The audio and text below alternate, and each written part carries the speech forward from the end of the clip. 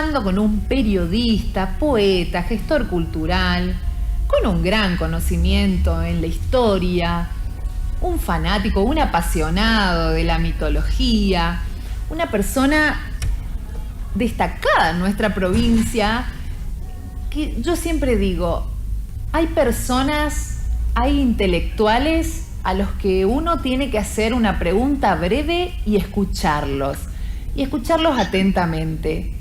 Y en lo personal creo que este es el caso. Bienvenido, Víctor Sánchez, desde Esquina. Gracias por acompañarnos. ¿Cómo estás, Perla? Un gusto estar acá compartiendo con ustedes esta tarde. Bueno, podemos ver de fondo tu gran biblioteca, Víctor.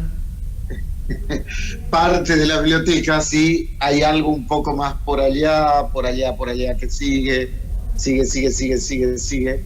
Bueno, me da un poco la razón de lo que decía al inicio. Y bueno, Víctor, contanos, ¿qué novedades nos traes? Sé que vas a estar el 1 de julio con Jairo, nada más y nada menos. Vamos a estar haciendo una performance en la feria, en la primera actividad que tiene la Feria del Libro de Goya. El primero a las 8 de la noche, el viernes a las 8 de la noche, en el predio Costa Surubí. Una performance que se me ocurrió llamarla Camino de Trovador. Es un camino que está el de él como trovador, recordando la obra que le compuso nada más ni nada menos que Horacio Ferrer con Piazzolla, ¿no? Milonga del Trovador. Y que un poco lo define, que un poco lo describe. Y creo que tiene tópicos muy interesantes, así que vamos a estar hablando con este hombre, este maestro de la música que dijo La Negra Sosa: no hay ningún cantante más grande que él. Y bueno, y lo dijo La Negra. Y así que imagínate el privilegio de poder estar compartiendo un escenario entre humor, canciones, textos. Yo le digo siempre a Jairo, a vos la cultura te atraviesa. Sí. Porque es un hombre que conoció a Cortázar, a Borges, a Piazzolla, a Mariana Walsh, a Atahualpa. Es decir, estamos hablando de un hombre grosso de la cultura. Así que bueno, vamos a estar en esto nuevo que es Camino de Trovador, donde hay, insisto, músicas, textos, canciones de Jairo, por cierto. Es un momento que va a ser bastante interesante, me parece. Y además nada más y nada menos que en la apertura de la Feria del Libro de las Pasiones.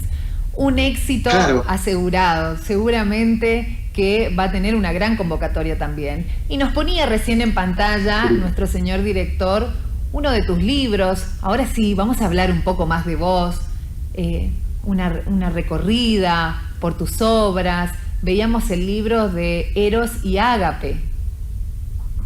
En realidad fue mi tercer libro y mi primero publicado. Porque mi libro Eros, solo, no está publicado, son 35 poemas eróticos, literatura erótica. Y luego Ágape, que es la deidad que los griegos veían. Eros es la pulsión de vida, ¿no? Más allá de lo erótico que conocemos, que de hecho es literatura erótica, pero los griegos lo veían como esa pulsión de vida, todo lo que nosotros hacemos como vida es el eros, según los griegos, que nos va, y después lo rescata Freud a eso, ¿no? Que nos va movilizando para realizar eso, es ese prenderse, esa pulsión vital. Y Ágape es el amor trascendente, autosacrificial entre Dios y el hombre y Dios. De algún modo son las dos dimensiones del amor humano, ¿no? La trascendencia y la horizontalidad, la verticalidad y la horizontalidad. Entonces se compendiaron en 50 poemas, pero en realidad son dos libros por separados. Así que bueno, ese fue mi primer libro publicado, Eros y Ágape, y después vinieron ya las obras más integrales. Esto de por sí es una obra integral también. Cada uno de mis libros traté de trabajarlo como exclusivamente como una pieza en sí, ¿verdad? Y bueno... ¿Por qué lo erótico? ¿Perdón? ¿Por qué lo erótico? ¿Qué te lleva a elegir? Yo creo que todos estamos, hoy dije que Jairo estaba atravesado por la cultura, y todos estamos atravesados por lo erótico. Si no fuese lo erótico, no existiría lo místico. Es decir, el eros es lo que nos enamora de la vida, lo que nos permite levantarnos cada día y no solamente mirarnos frente al espejo y salir a tratar de tener una vida un poco más sana, sino más aún el tratar de tener una vida de relación, de encontrarnos con los otros, claro, de aliar un nosotros para lograr objetivos comunes. El Eros es el motor que tenemos nosotros, cada uno de los seres humanos, para andar por la vida. Y la literatura erótica particularmente me atrae, me interesa. Yo creo que la poesía de por sí es un acto de oblación. Y entonces uno se va entregando de diferentes formas. En el caso de la literatura es a través de la palabra. En el caso de un libro, siempre, como dijo Oscar Portela cuando me prologó el primer libro, es una autoconfesión, ¿no? Todo es autoconfesional casi en la literatura. Nadie puede escribir de lo otro, siempre escribimos de nosotros, aunque lo pongamos detrás de un personaje, aunque le pongamos otro nombre, aunque lo vistamos con otro ropaje. En el personaje de una novela siempre hay algo nuestro. En el más olvidado de los chamamés siempre habrá algo del autor, y en cualquiera de los poemas siempre está la esencia, el nómeno, lo que está detrás de la cáscara. Uno se desnuda en el poema, por eso digo es una oblación, o es entrega, ¿no? Es una entrega, y lo erótico es una entrega, desde otro lugar. Totalmente. Y haciendo un recorrido por algunas de tus obras, que sé que tenés varias, ¿alguna otra que quieras compartirnos? Mira, yo creo que después vinieron las obras integrales. Es decir, por ejemplo, Romance a la esquina de los ríos, no sé si se ve, ahí se ve. Me encanta. Romance a la esquina de los ríos, gracias, el director es habilísimo.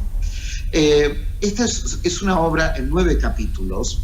El prólogo es de Maxi Dacuy, un filósofo, y la obra es en 9 capítulos, recorriendo la historia de mi lugar, de mi sitio, pero desde los orígenes de la humanidad. Es decir, desde el caos primigenio, desde el silencio inicial, hasta la aparición de esa herida sangrante que en la tierra se hace río. Ahora, el 8 a la noche, también en la Feria del Libro de Goya, voy a estar presentando parte de un libro inédito que se llama Raíz en Vuelo. Me encanta. Que tiene que ver con lo nuestro, lo más profundo, sí, pero volándose. Y bueno, eso va a ser con bailarines del Teatro Colón, wow, con la primera bailarina acá. Sí, es una performance, es poesía, danza y música. Es Carla Vincelli, primera bailarina del Teatro Colón, Franco Cadelago, ex primer bailarín de la Ópera de Luxemburgo y Grand Prix de Danza de París. ¿Y con la música? Y la música de Ricardito Silva en bandoneón, Maxi Dacuy en violín. Impresionante. Y, bueno, muy reconocido. Sí, totalmente. Quiero detenerme en este último libro que mencionaste porque estudiándote un poco, escuchaba una entrevista que te hicieron hace un tiempo atrás y me gustaría volver a compartir ese momento donde vos explicás que la historia no comienza desde la fecha en la fundación de un lugar, que no comienza desde que llegaron los españoles, que viene un poco más atrás, incluso más atrás, y realmente a mí en lo personal esa parte me impactó muchísimo. Claro, fijémonos, sin ir más lejos, en la capital de Corrientes, un 3 de abril de 1588. Bien, pero ¿y antes qué?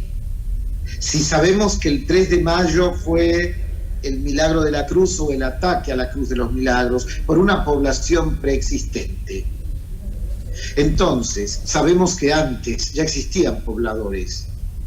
Es muy, muy pobre dejar nuestra historia de nuestros lugares, de nuestras ciudades, de nuestros parajes o de nuestros pueblos a la llegada, circunscribirla a la llegada de los españoles. Totalmente. Porque antes otros hombres y otras mujeres ya hicieron historia, y tanto más en el caso de nuestra región guaranítica, donde hicieron historia a través de la palabra. porque la palabra del guaraní era una palabra performática, una palabra que confería vida, era una palabra que daba ánima, todo aquello que se nombraba era lo que tenía vida. Entonces, supieron construir una cosmogonía riquísima, extraordinaria, una serie de ritos, de mitos, entonces, que no existieron antes, y si estaban en el mismo lugar donde después llegaron los españoles, quiere decir que nuestra historia no tiene 500 años, tiene muchísimo más, y nuestros pueblos no tienen 150 o 200. Buceemos un poco más, y a menos el caso de Goya o de Esquina no tienen una fecha exacta. Fue un aglutinamiento espontáneo de personas a partir de un almacén, a partir de una capilla, a partir de una posta. Entonces, pero esa gente de dónde vino. Totalmente, es como que, claro, vos citabas, bueno, no inició desde la llegada de Doña Goya, y yo dije, claro, totalmente, ¿qué pasó antes? Qué importante poder, ¿no es cierto?, retroceder un poco más y adentrarnos en esa parte tan importante, cultural, en el caso de Goya, ¿no? La famosa Petit París, ¿cómo se pobló? ¿Por qué llegaron todas esas personas, esas personalidades y eligieron a Goya? Claro, a veces también nosotros padecemos como de cierta tartamudez histórica en nuestros pueblos. Nos detenemos en la fundación y, como en el caso de Esquina, y pasa lo mismo muchas veces con Goya, nos detenemos en un periodo histórico, sin darnos cuenta que la historia avanza. Muy pocos de nosotros, de los que estudiamos historia también, o de los que investigamos, nos ponemos a investigar la historia de nuestros pueblos en la primera parte del siglo XX. Somos muy pocos, siempre vamos muy atrás, pero la historia es una secuencia. Entonces tenemos que pensar que la Petit París, antes de ser la Petit París, ¿qué fue? Fue un aglutinamiento de personas. Bueno, ¿en base a qué? Antes de ser la Petit París estuvo Camila Gorman y Ladislao Gutiérrez. Antes de estar ellos ya existía población, y antes de Doña Goya, etcétera. Entonces tratar de bucear desde los orígenes, ¿no? Y buscar lo más recóndito, porque siempre digo, las fundaciones o las fechas no son otra cosa que mojones, postas sobre los que uno va llegando y siguiendo. Y ahí la responsabilidad de ustedes, ¿no? Ahí la responsabilidad del escritor, de la importancia de dejar lo escrito, porque si no se pierde. Yo siempre me pregunto, ¿cómo será que dentro de 50 años nuestras próximas generaciones van a tener la percepción de la historia actual que vivimos ahora? Y bueno, ahí está la responsabilidad de los grandes escritores. Y ¿sabes qué, Perla? Que algo es muy importante en esto, creo. No solamente historia son los grandes hitos, no solamente historia es la fundación, una batalla, un ejército, la creación de una iglesia o de una estancia o lo que fuera. No, historia también son los pequeños actos cotidianos que luego desembocarán en algo grandioso. A ver, historia es una mujer que amamanta, india, de pueblo originario, guaraní ella, que amamanta a un chico, a un muchacho que empieza a correr entre alimañas, y ese muchacho luego será un grande que se llamará José de San Martín. Es decir, el amamantar a José de San Martín también es un hecho histórico. No solamente la batalla de San Martín, sino... Perdón que te interrumpa, me están avisando, nos pasamos de hora, me sacan del aire, se viene el noticiero central. Te comprometo al aire grabar otra entrevista mucho más extendida y con más tiempo. Te pido disculpas, muchas gracias por tu tiempo.